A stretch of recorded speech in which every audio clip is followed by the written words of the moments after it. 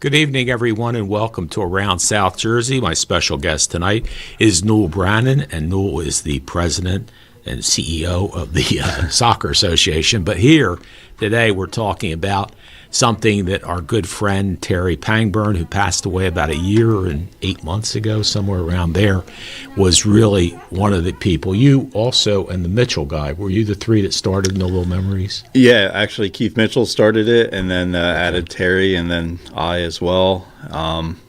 So unfortunately I'm the only one left. Oh, did I was the Keith youngest one of the away? bunch. Well, yeah, Keith passed away earlier this year. Oh, wow, I didn't know that.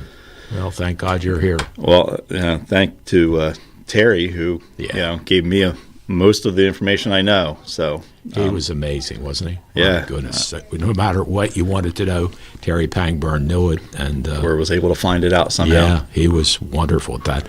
Today we were going to start off talking about churches in Millville, those that were here back in the 50s and 60s, and some that aren't here today. It was interesting, Newell.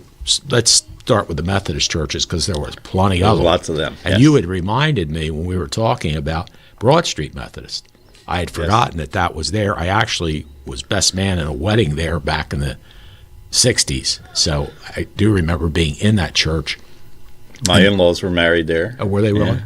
See? So that's a popular place, I guess, to go get married. But you got First Methodist, which is still doing fine there on 2nd Street. Second Methodist combined with Newcomb Methodist. They're now New Hope Methodist, I believe. Right, in the Newcomb Town Newcomb church. facility, right. Yeah. And Reverend Graves took over the Second Methodist building for a while, but I don't know who's there now. Yeah, I'm not sure either. Yeah. Last thing I heard that it was for sale, but Yeah. I'm not sure if Yeah. that's accurate or not. I heard that too, yeah. That's what's tough when you have an older church in the center city or in a neighborhood thing. It's pretty tough to get. Yeah, and it's pretty landlocked. There's exactly. the parking is the next block over. Right. Yeah. And it's kind of hard to put it together. So First, Second combined with Newcomb Town, and what you would have Trinity, which is the three, Father, Son, Holy Spirit, that is now combined with First Methodist, although Trinity has the Hope Center where they feed the hungry and they house the homeless. So that's a wonderful thing that they're doing there. Fourth Methodist has stayed in existence down on Cates Boulevard. Yeah, South 3rd Street and Cates Boulevard. They're very active. Most of the people that I knew that had gone to Second Methodist back when I was younger, a lot of their families went to Fourth. If they didn't go to New Hope, they went to Fourth Methodist. And so they're doing really well. I know a few people that run their fundraising and events that they have there, and they have quite a bit of things going on. They have a great youth group. Well, that's good.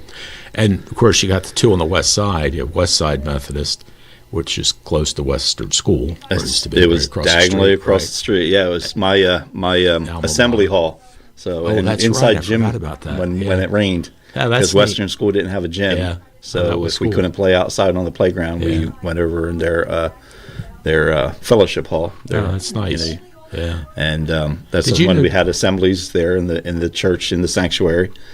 And I went to Vacation Bible School there because my church didn't have a summer vacation Bible school. So it was right down the street from where I lived. Yeah, it was easy to get to. Yeah. Did you ever remember Reverend Dave Niesner, who was at West Side? Yeah, I knew of him. What a great guy. Yep. He umpired. Reverend Niesner was an umpire. And I got to be really friendly with him. He also donated blood for my son, Ryan. And just a wonderful man. And he told me his dream when he got to heaven was to be, I shouldn't say that. I guess his dream job he wanted to be was chaplain for the Phillies. Oh. That was before he got to heaven. So up in heaven, he's probably chaplain for some of the team or players who maybe played for the Phillies have passed away. But he was such a wonderful man and umpired, as I say, a lot of the softball that was going around in the area. And Stu McKenzie was there. Stu was a teacher at the junior high. In fact, I tell the story that Stu was a team teacher, and somebody did help me. I went in to substitute. I was substituting at that time, and Stu McKenzie's team teacher had passed away, had a heart attack on a Sunday night. And actually worked for my cousin's restaurant, men's restaurant. And I went in as the substitute for her. And Mr. Van Gilder's the principal, announced then about her passing away, and boy, Stu was really upset about that because they were very, very close. But he was also Westside Methodist for a period of time. So Westside and Mount Pleasant, and Mount Pleasant, yeah, they recovered. That's where he was. Yeah. But he's since retired as well. Mount Pleasant came back from their huge fire that they had and rebuilt. So they have a nice newer facility now. George Mitchell, who passed away, was one of the main stalwarts at Mount Pleasant. I know he was very active there. So that's the Methodist churches that we've talked about. It's First, second is now New Hope. Trinity is now with First. Fourth is doing well. And then the two West Side churches and Broad Street Methodist. Right. So that's seven. And New Hope was Newcomb Town. Yeah, New Hope. So there was 1, 2, 3, 4, 5, 6, 7, 8 total. But now there's 1, 2, 3, 4, 5. Oh, okay. I think. If I'm missing any, please let us know. Well, and it's interesting, too. Methodist churches were so popular in Millville. So obviously, you weren't Methodist. I wasn't Methodist. But the majority of Millville residents were Methodist. I mean, you could walk a couple blocks and be to your church. Right. You rarely had to drive very far because they were all in Center City. 2nd Street, Smith Street, and 2nd for First Methodist, and Cates Boulevard for Fourth Methodist. And, they were very close for people to walk to. And Newcomb Town was ways out that obviously most people, I'm sure, drove there. 2nd Methodist was downtown. Yeah, downtown. Third Ward, right. Yep. So that was close to be able to walk to that as well. That pretty much takes care of the Methodist churches. And while we were talking about Mount Pleasant Methodist, I don't want to forget about St. Nick's Ukrainian Church on Carmel Road. That's still doing well. I'm not sure. I don't know if you had a chance to check on the one on Hogben Road. That's St. Peter and Paul Ukrainian Orthodox Church. Okay. So that's they still operating? I believe so. Mm-hmm. I know a lot of people that were members previously, or their families were leading to get that church, to build that church. And so I don't know personally if they're still having services there. I believe they are. Again, if somebody knows anything different, let us know. Okay, message us on Facebook if you'd like. So they're technically, I guess, Ukrainian Catholic, or So St. Nick's is Ukrainian Catholic, right? Yeah. And so speaking of Catholic, all of my life growing up, we had St. Mary Magdalene. That's where I went to school, the school there, and went to church there. And it's funny, when I go back there, I sit and I remember my grandmother in 1954.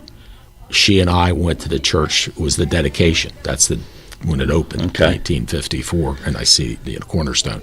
It says 1954. So I feel very much at home there because that was the church I went to as a child. And I went there up until I moved to the west side of Millville.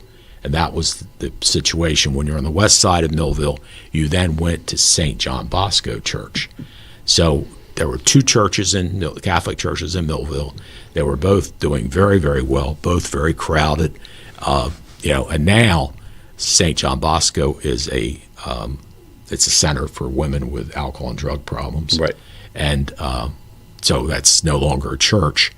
And the St. Mary Magdalene is now All Saints Parish, and they have Mass there. And when I can, I go there on Saturday at 4 o'clock. But again, the number of people going to church, especially with St. Mary's, they went from two churches to one church, and even the one church is not as active as it was. Right, it was two churches that were full. Right. So St. Mary's is also in the Third Ward on Buck Street. Yeah. The whole block between Buck and Dock. Yeah.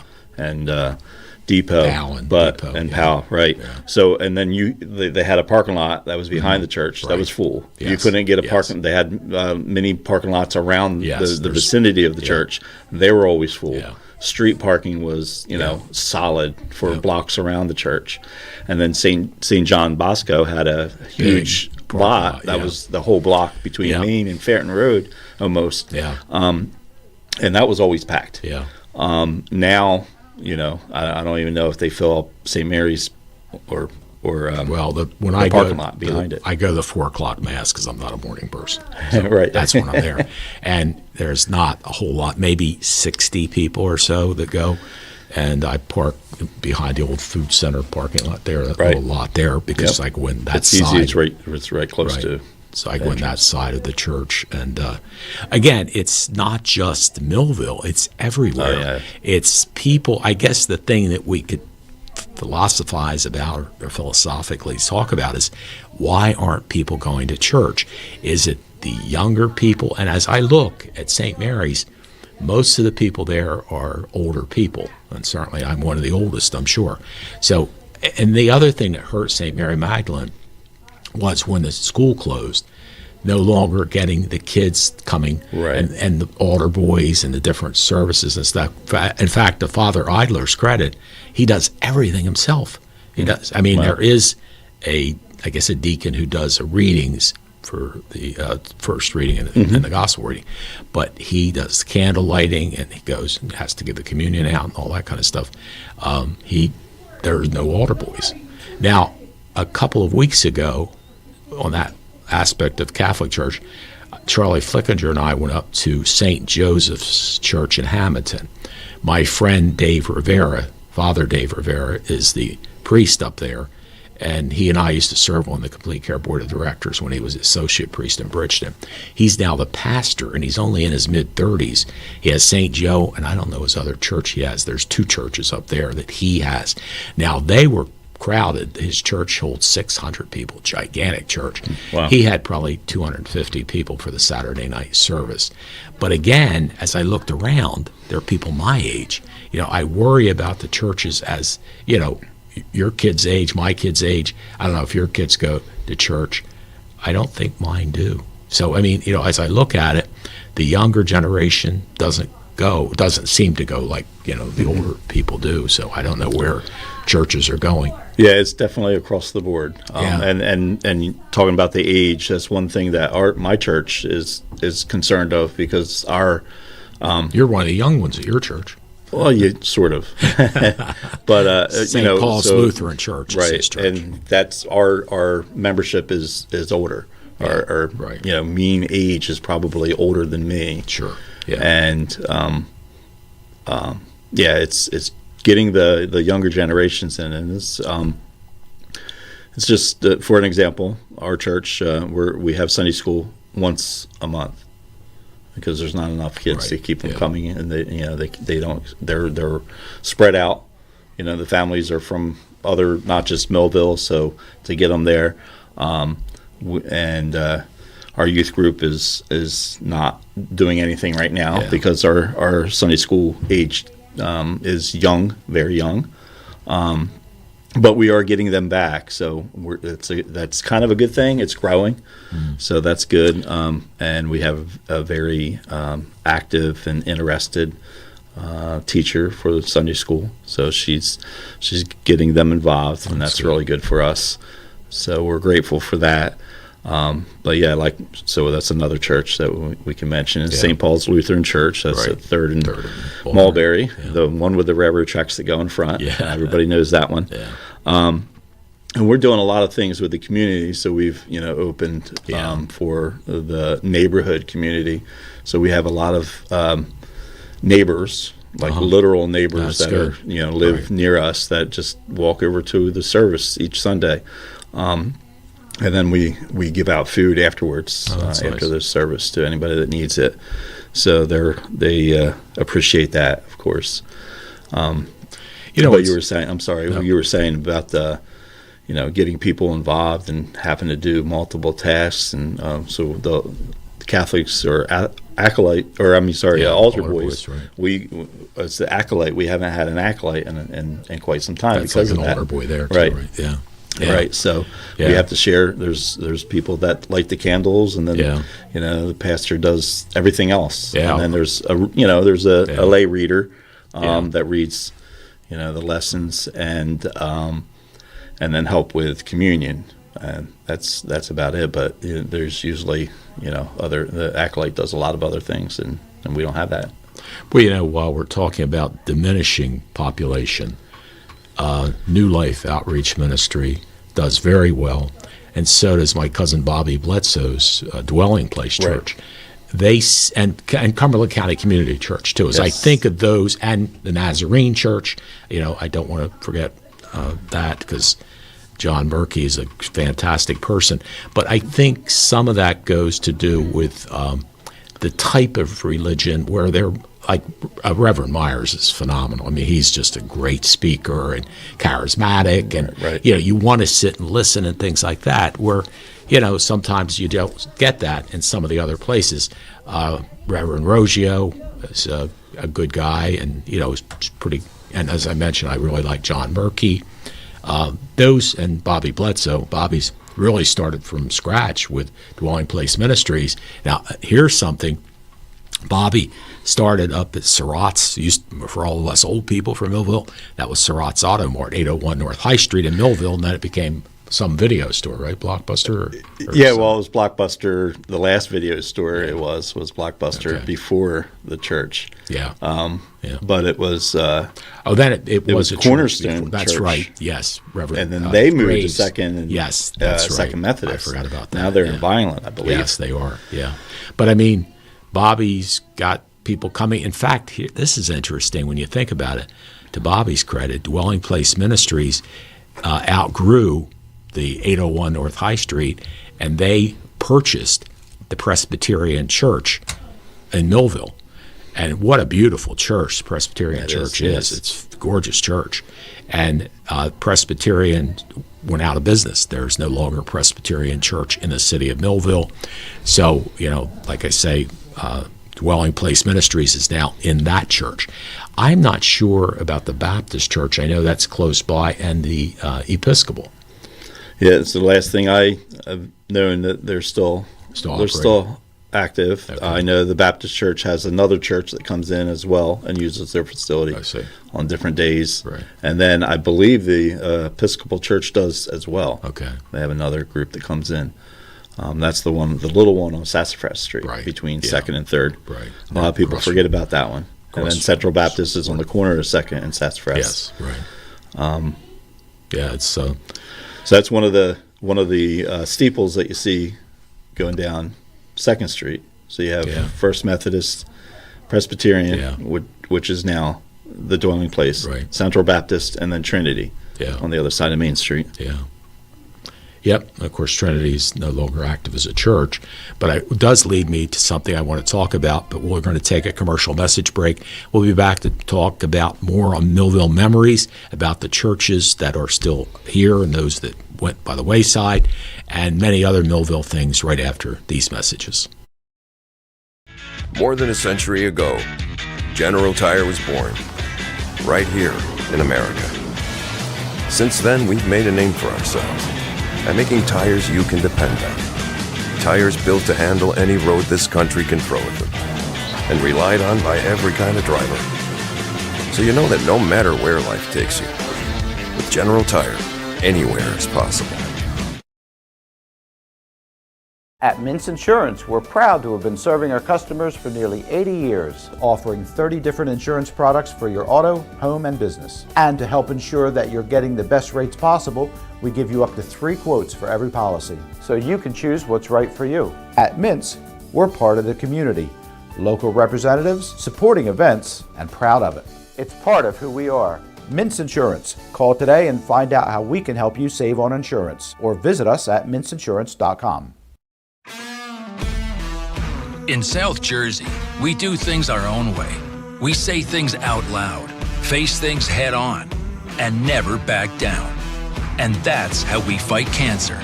With the most advanced diagnostics, leading-edge technology, and a team of doctors who know how to treat your cancer.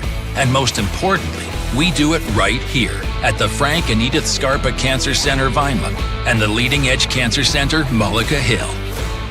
Many people treat their health like a game. With the Complete Care Health Network, it's easy to start your healthcare journey. Our mental health services focus on the emotions and behaviors that affect your overall well-being and features psychiatric, counseling, and addiction services, including our exclusive Fresh Start program, designed to help combat the opioid epidemic in our communities, plus all the other specialties you expect from Complete Care. Level up your health with us. The Complete Care Health Network. No games, just great healthcare for everyone. Are you just part of the crowd? Do you feel isolated and alone? Do you wish someone would see your gifts? Would you like to be seen as an individual? A person of value. Full of life and purpose? Part of a family that cares?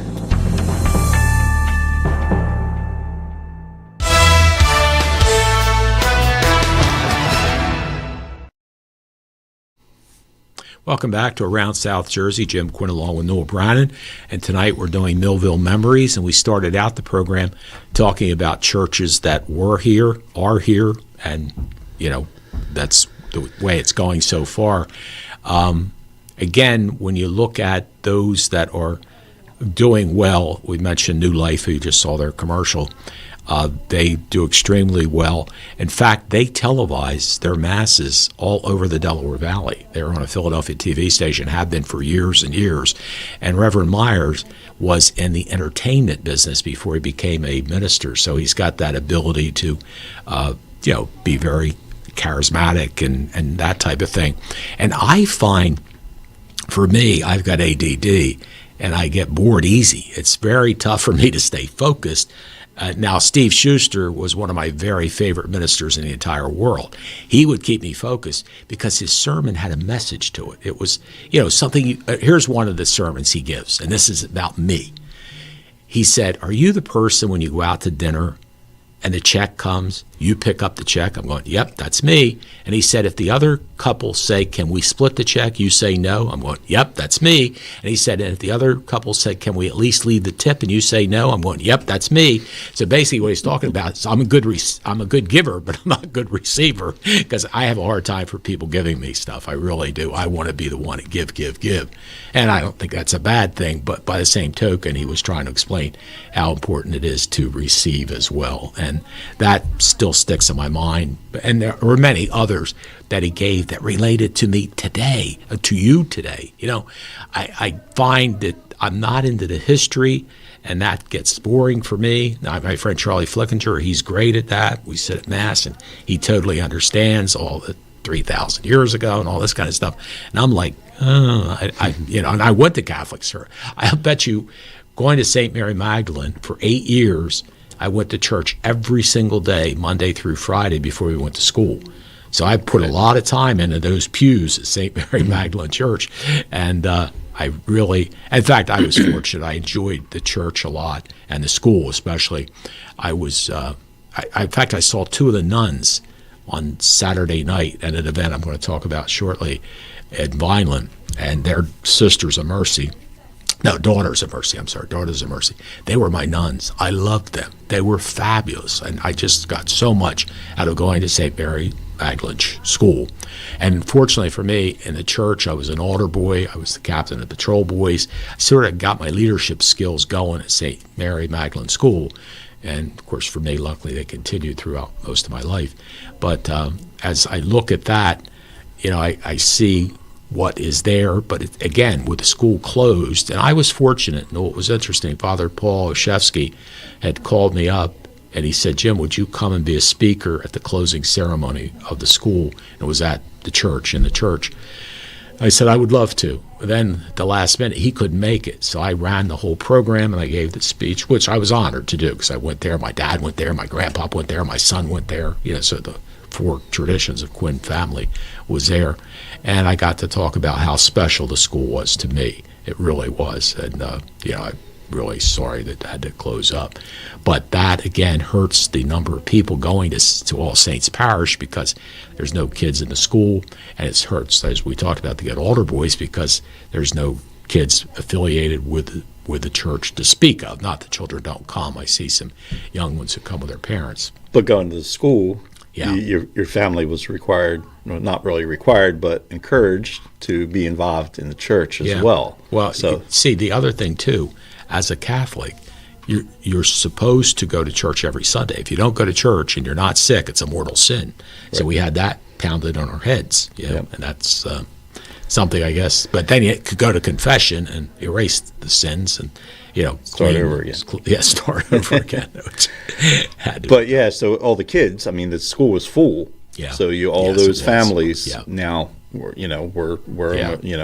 almost required to go, or felt required to go. Well, they really were, based on the mortal sin. Right. As a child, they were always going. And then now they're not going to the school, so they're not going to the church. Yeah, it's and again, it's everywhere. It's not just here; it's everywhere. Oh yeah, the numbers are shrinking. Yeah. And it's even with the non-members of the church, the events and things that were held at churches, especially St. Mary's, because they had the I don't know what it was really called, the Monsignor Zegers Hall. Yeah. So that had a big cafeteria in it, a big hall. It had a stage on the second floor. Yes. And a gym on the third floor. Yeah.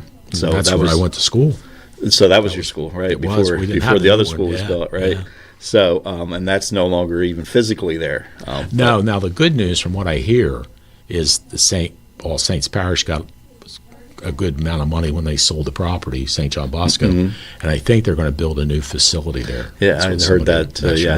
Which is wonderful. So it could bring back events and bring people to the church. Because when you hold events, sometimes people don't realize, what is in the church or what the families that are involved. And when they see an event happen, they're like, I like this and I want to try it out. So it'll bring other people that might not have the opportunity to see the church into it.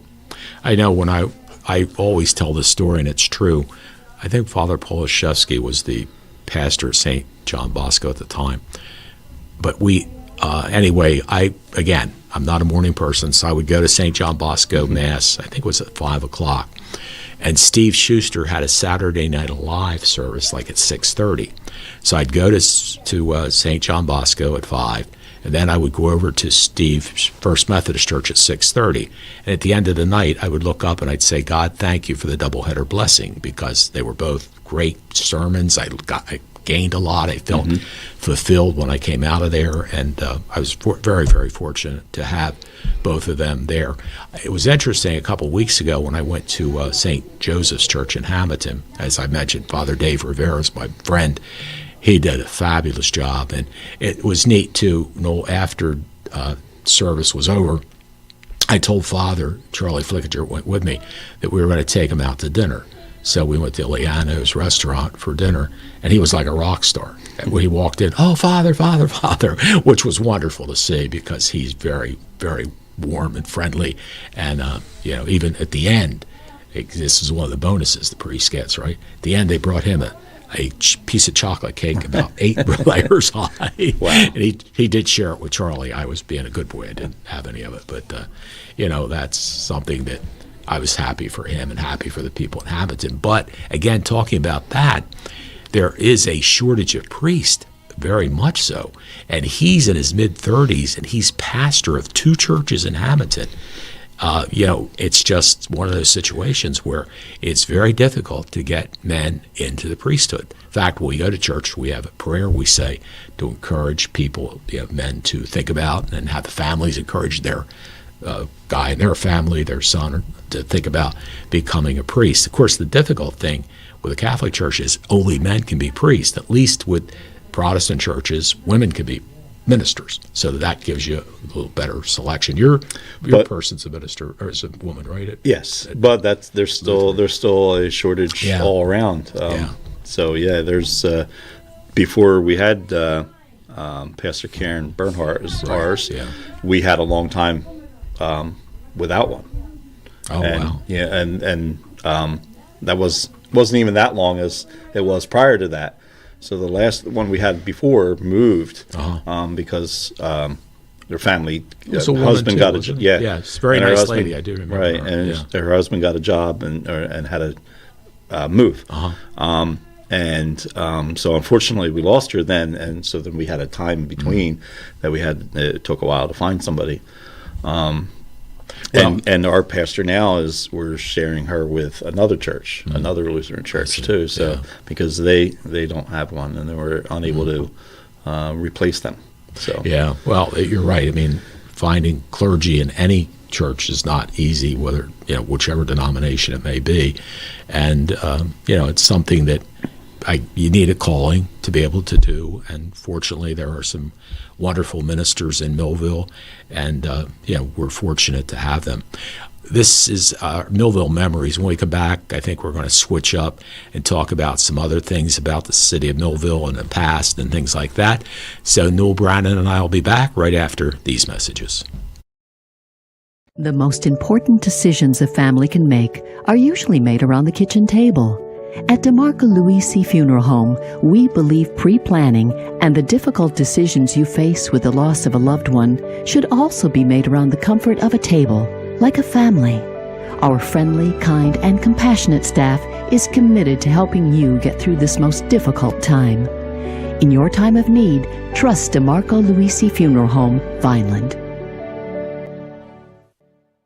Imagine living without pain. For over 35 years, Doctors Beebe and Doyle have helped thousands of people find relief from all types of pain. Millville Chiropractic Center has 4 doctors on staff specializing in hands-on or light-touch, drug-free pain relief methods. The examination, x-rays, therapies, and adjustments are all performed at one location. Schedule a consultation today. Enjoy life without pain and discomfort. Millville Chiropractic Center, the area's #1 pain relief center. More than a century ago, General Tire was born, right here in America. Since then, we've made a name for ourselves by making tires you can depend on. Tires built to handle any road this country can throw at them, and relied on by every kind of driver. So you know that no matter where life takes you, with General Tire, anywhere is possible. At Mintz Insurance, we're proud to have been serving our customers for nearly 80 years, offering 30 different insurance products for your auto, home, and business. And to help ensure that you're getting the best rates possible, we give you up to 3 quotes for every policy, so you can choose what's right for you. At Mintz, we're part of the community, local representatives, supporting events, and proud of it. It's part of who we are. Mintz Insurance. Call today and find out how we can help you save on insurance, or visit us at mintzinsurance.com.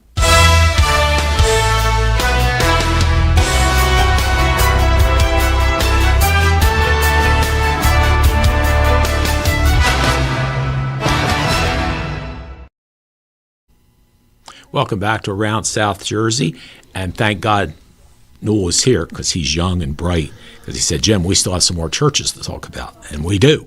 And Newell, go ahead and run down some of the ones that you have on your list. Another big one that has a good following is First Assembly. Oh, my God. On Wheaton amazing, Avenue. Isn't it? So yeah. I know a lot of people that go there, and they like that. Well, that's a really good example, because I always think about First Assembly and New Life Outreach Ministries being very similar. A lot of, good stuff going on there, and Pastor Dingle and everybody, they do a wonderful job. And again, they are on, folks, television, their whole service from 10:30 till 12 o'clock. They're on Channel 190. Channel 190 serves 250,000 people in Salem, Cumberland, Cape May, and Atlantic County, where Channel 22, that you're watching us now, we serve 65,000 people. So they are on, and as I mentioned, Reverend Myers is on the Philadelphia TV station that serves millions of over a million people plus. So that helps share the ministry and get the word out. So yes, they do a great job at First Assembly of God. And it's interesting too. First Assembly of God, of course, lost Pastor Kenyon, who was retired emeritus there and just passed away. But he was on with me.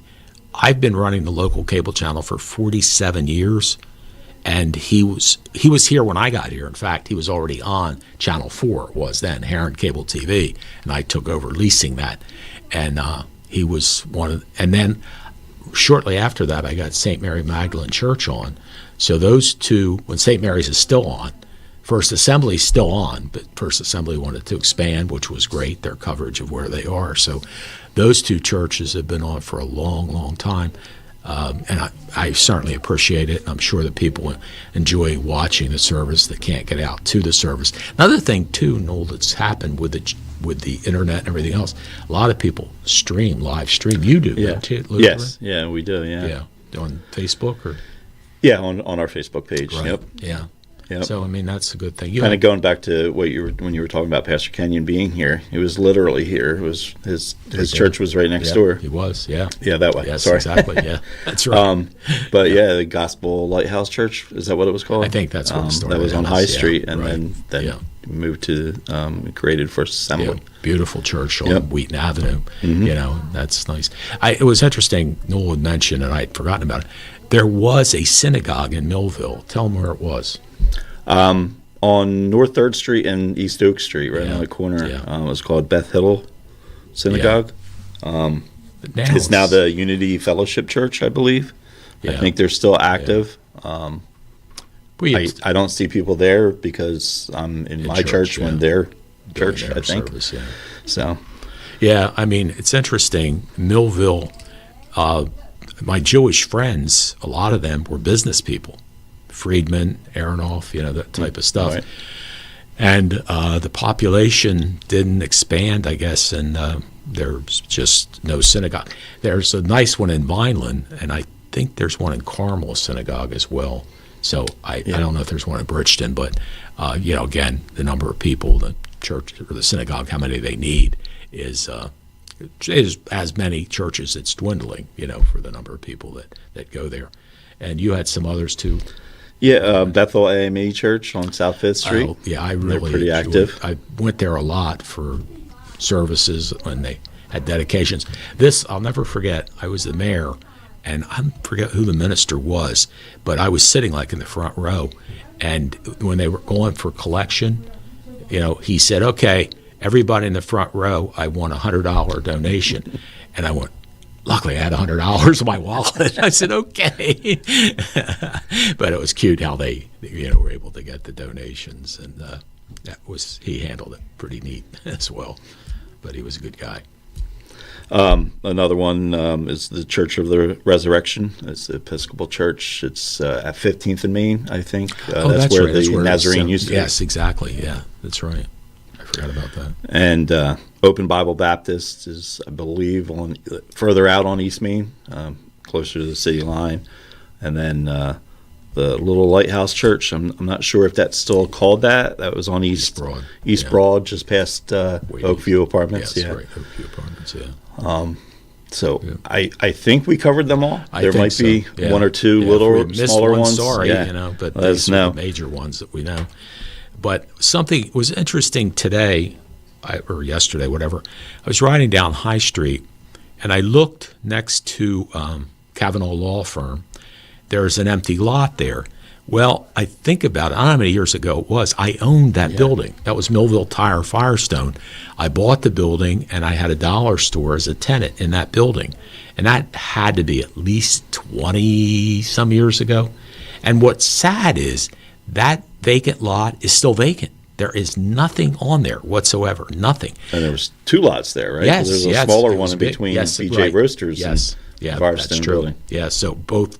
Oh, that's right, because the smaller It lots was a where barber the fire shop. started, Right. and then it spread into my building, which was the Firestone Building. Yeah, so you got two lots, nothing happening, nothing at all. And unfortunately, there's an awful lot of vacant buildings, and that reminds me of the way it was when I got elected in 1997.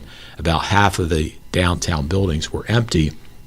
Fortunately, the good work of Kim Ayers, Don Ayers, and Lou Thompson, and all the people in the city really worked. And we put in the Arts District. That was one of the things that I think Kim Ayers and Barry Taylor, who was out to Wheaton Arts, came up with that suggestion, and that worked really well. We were able to go from halfway occupied to about 95% occupied. And now, unfortunately, it's gone backwards.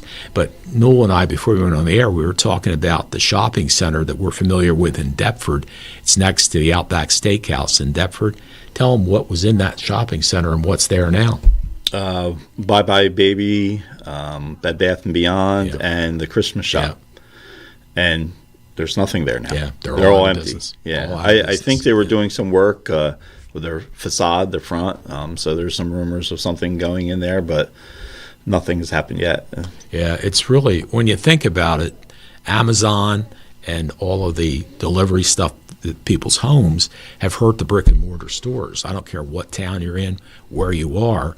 That's and especially Deptford. That's a really booming place. Right. But they've There's got a lot of places around there. That whole area was built up for shopping, and it's dwindling. It's struggling. So they're the bigger stores. Yeah. Like you're saying, though, even the smaller stores, the local stores, the mom and pop stores are feeling it even worse. Yeah, that's hurting them more even. And I was saying to Newell before we went on the air, I was reading today that just about every Sears store, not that Millville had one, but Vineland did, are closed up. And Macy's are closing a whole bunch of their stores.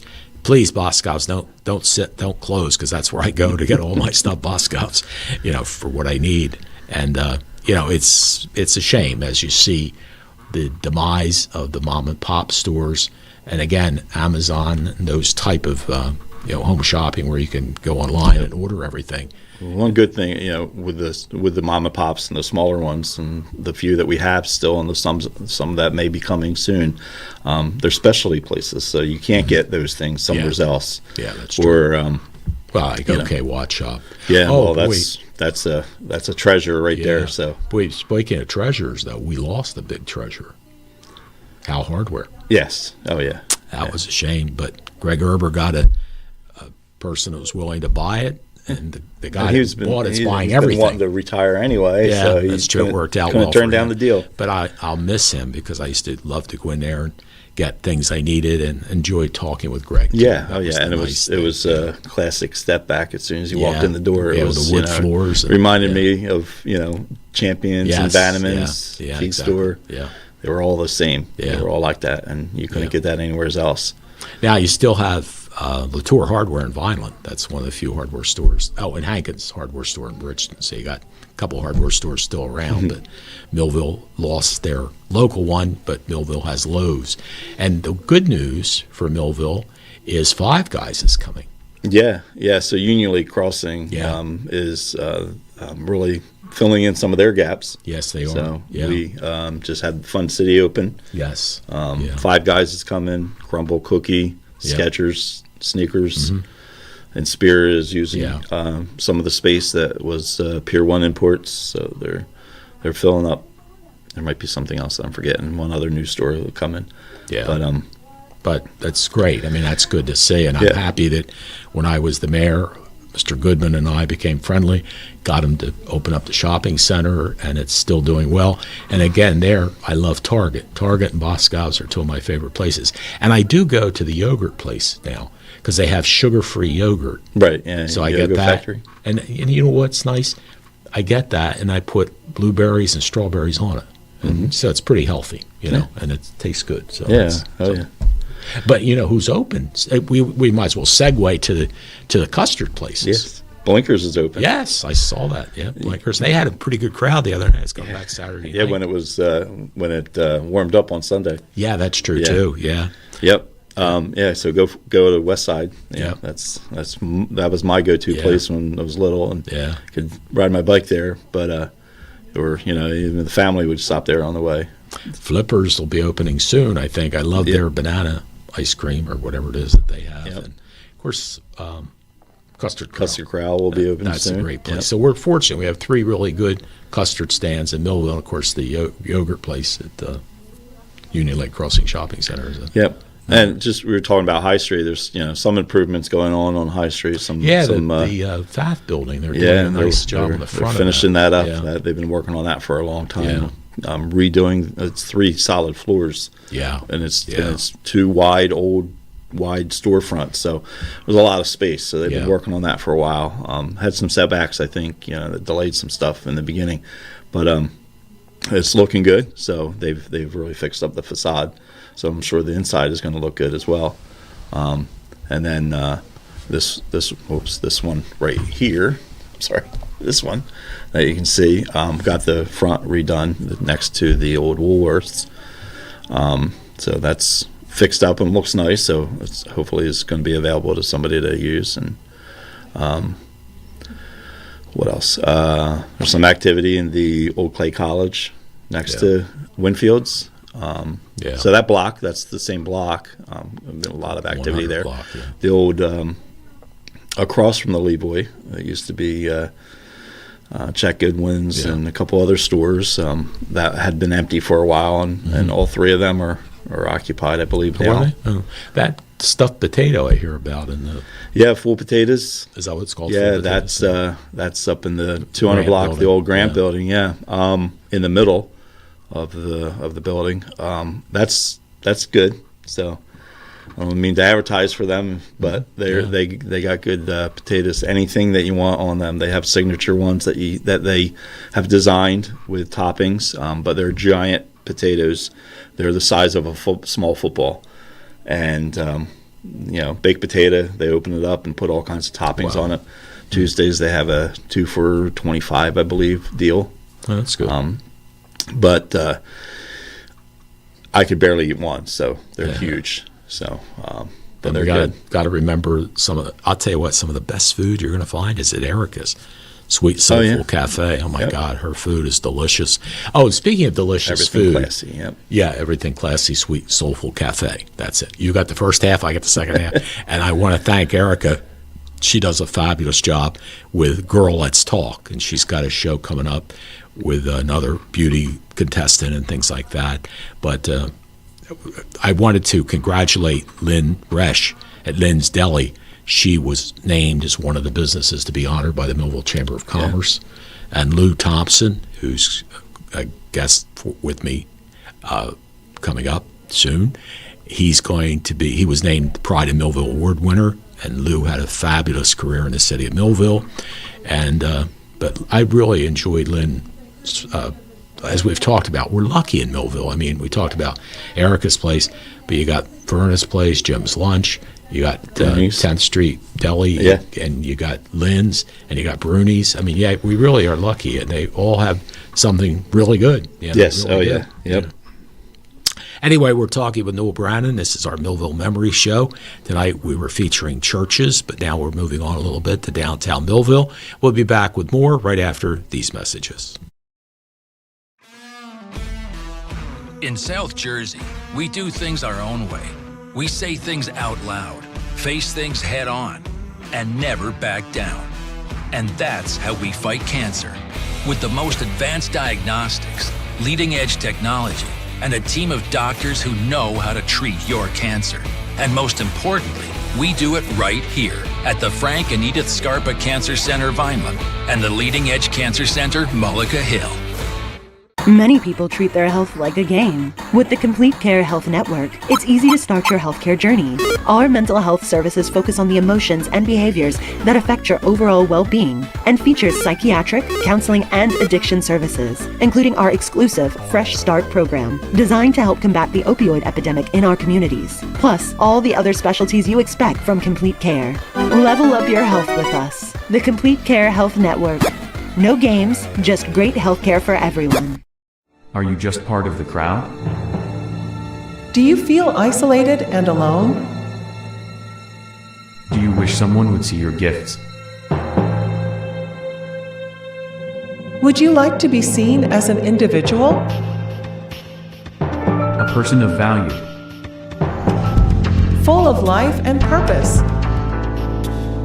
Part of a family that cares? The most important decisions a family can make are usually made around the kitchen table. At DeMarco Luisi Funeral Home, we believe pre-planning and the difficult decisions you face with the loss of a loved one should also be made around the comfort of a table, like a family. Our friendly, kind, and compassionate staff is committed to helping you get through this most difficult time. In your time of need, trust DeMarco Luisi Funeral Home, Vineland.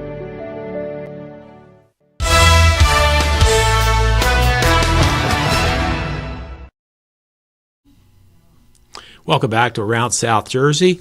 We just checked in with our comments. Wes Zoyak is watching from South Florida. Wes, nice to have you with us. And Frank Thon. Okay, Frank, you said something nice, and I'm losing it. Do you have it?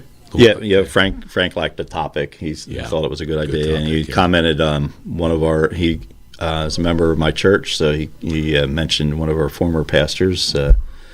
Pastor Ray was a fantastic pastor when he was there, and he retired. So he's enjoying retirement, and that was 3 pastors ago. So that'll just explain, or kind of what we were talking about before, where when we have spaces in between trying to replace them. Yeah. So he's.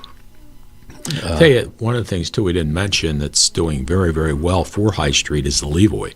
Every time the Levoy is showing a program, has a show, High Street is jammed with cars. The parking lots behind it are full. Yes, which is wonderful, and they've been bringing in some fantastic programs. So if you check, just go to the Levoy website, and you'll see all the great shows they've got coming up, and I'm sure you'll enjoy that as well. It's a great opportunity. And keep an eye out on the new marquee too. The marquee's being updated to digital. Oh, is it? So the panels that were static, just plain poster, are being replaced to digital now. So right now, if you look at it, all the fans are down, the fan lights, except for the main one in the middle. But so they're it's all being completely updated, and it'll have digital messages on there, and they'll be changing regularly, so that way they don't have to go out there with a lift and replace them. And so it can be done inside, safety, and then we can advertise more shows that are coming up instead of just 4 that were on there before. That's nice. Boy, speaking of digital, I'm so impressed with the Millville Public Schools, Lakeside and Silver Run, and they all have nice digital, billboards or whatever you want to call them, informational, which is really great, to have outside there. And I do want to thank Tony Trongone for the great job he's doing as superintendent of schools, put in that beautiful new football field. My goodness, it's fabulous. It really is. And this year, graduation will be able to be held on the new field. And it'll be the first one, that they'll be able to have there. So it's great to see.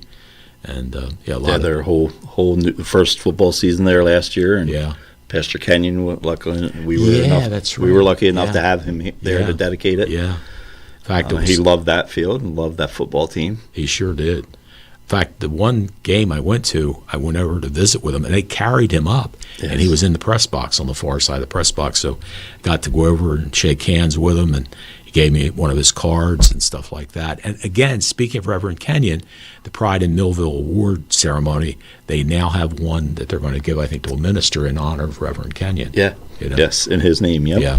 And again, speaking of the ministers that we've talked about, many of them are chaplains with the Millville Police Department. And I know Reverend Kenyon was one, Reverend Myers is one, John Murky is, a lot of the fellows that have stepped up and that are doing that, and very, very proud of them. They've taken that responsibility on.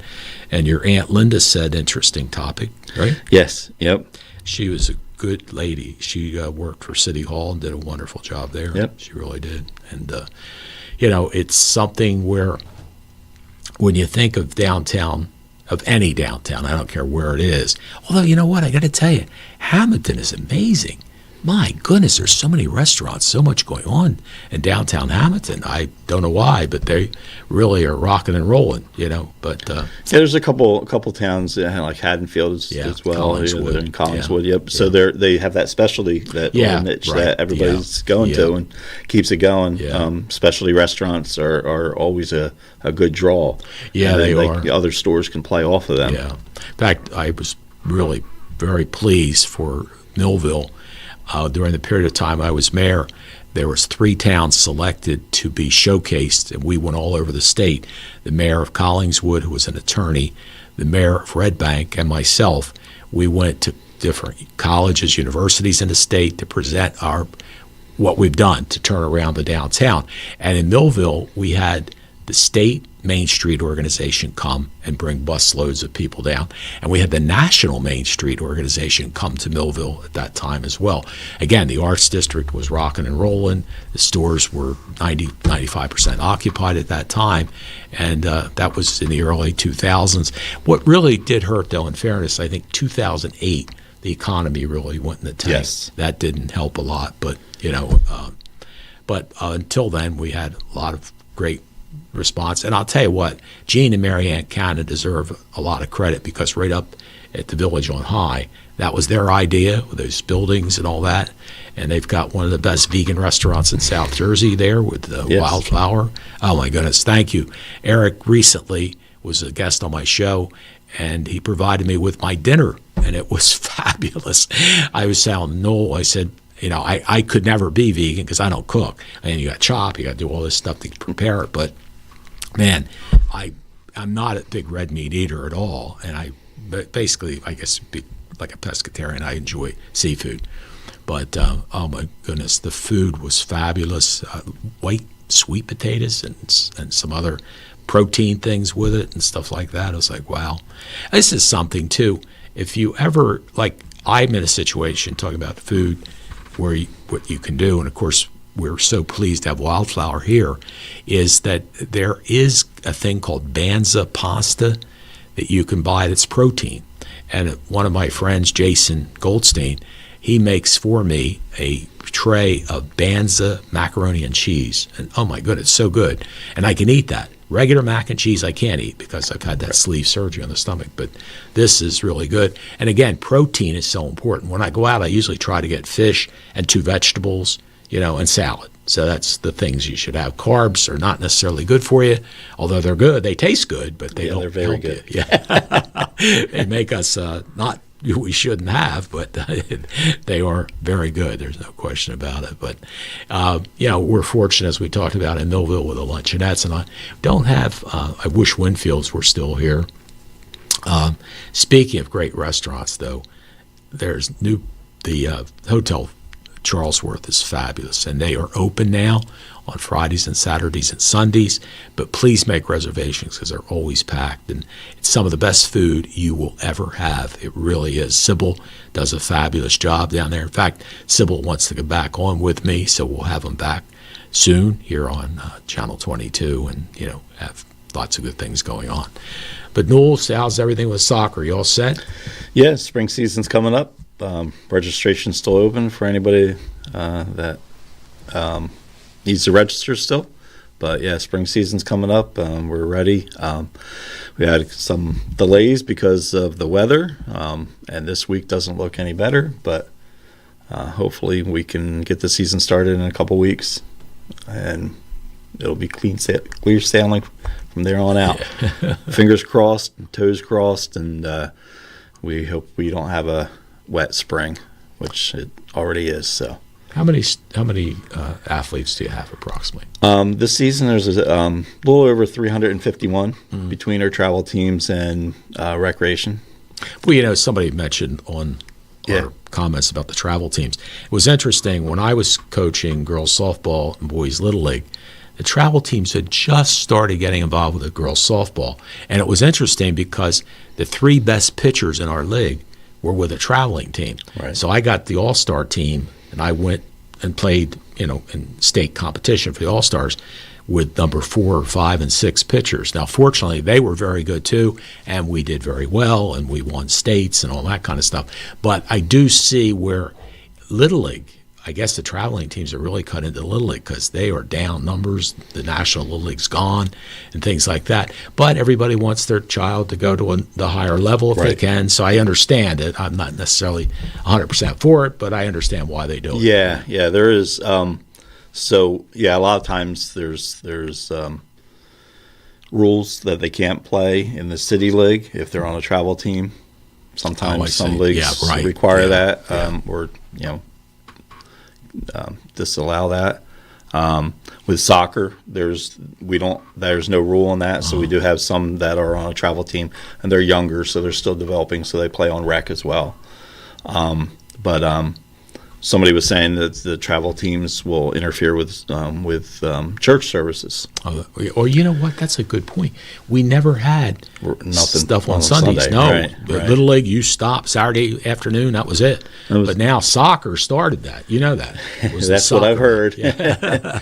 But so our travel teams play in a state league, our South Jersey league actually, and they the boys travel on Sundays, and they their games start later. So there is still, ability to go to a morning service. And girls travel on Saturday afternoons. And then our recreation program, the games are Saturday mornings. Right. Yeah. Another thing that I was talking about, Sundays, stores were closed. That's true. And the blue ball. So people didn't have to go to work. Yes. So then exactly. Yeah, it's a good point, too. Yeah. Very there's more places that are open 24 hours, and people like in my profession where we have to work 24/7, and so we work every other weekend for me. But so I do have. Well, you know what? To If go you to church. think about 24 hours, other than the Wawas, Queen isn't open 24 anymore. Not so anymore, right? I guess it's just the Wawas that are open 24 hours. I don't know of any restaurant or other business. Speaking of that, one of the sad things we didn't know was 7-Eleven is gone. I heard that. Yeah. Yep. In fact, Ashish Shaw, who had it before he moved to Florida and sold it, and in fact, we messaged each other. Yeah, it's just a shame, but I know what he went through. He was robbed so many times. In fact, this was sad. He said to me one day when I was the mayor, he said, the prosecutor came in and looked at all the armed robberies and stuff, and he said, Mayor, could you send a letter to 7-Eleven and tell them it's not safe to be open in Millville after 11 o'clock at night? I said, no, I cannot do that. And fortunately, we have Wawa's 24 hours a day, and I feel very safe going in Wawa anytime, 2, 3 in the morning for that matter. But that location especially, I guess, just was vulnerable for that activity, and it was sort of in a neighborhood type thing, that type of situation. But sorry to see them go. But I don't know what they're going to do with it. They're going to tear the building down. I don't know. We had 2 at one time. Yeah, we did. That's right. And that's Phil at Van Enden's law office. Right. Yeah, I forgot about the one out at 9th and Pine, right? 9th and Pine, yeah. Well, Newell, thanks for coming in, pal. Right, appreciate it. Thanks for all you do for the community. Ryan Narowski, thank you for producing the show today. And we hope you enjoyed our Millville memories and a lot of talking about the churches and many other things that were good things that are still here and doing well in the city of Millville. Take care. We'll see you again soon. Bye-bye. This has been a QBC television production in association with our partners and sponsors. QBC broadcasts on Comcast Cable Channel 22 and live streams its programming on Facebook and YouTube. All rights reserved by Quinn Media and QBC, programming that serves the South Jersey market.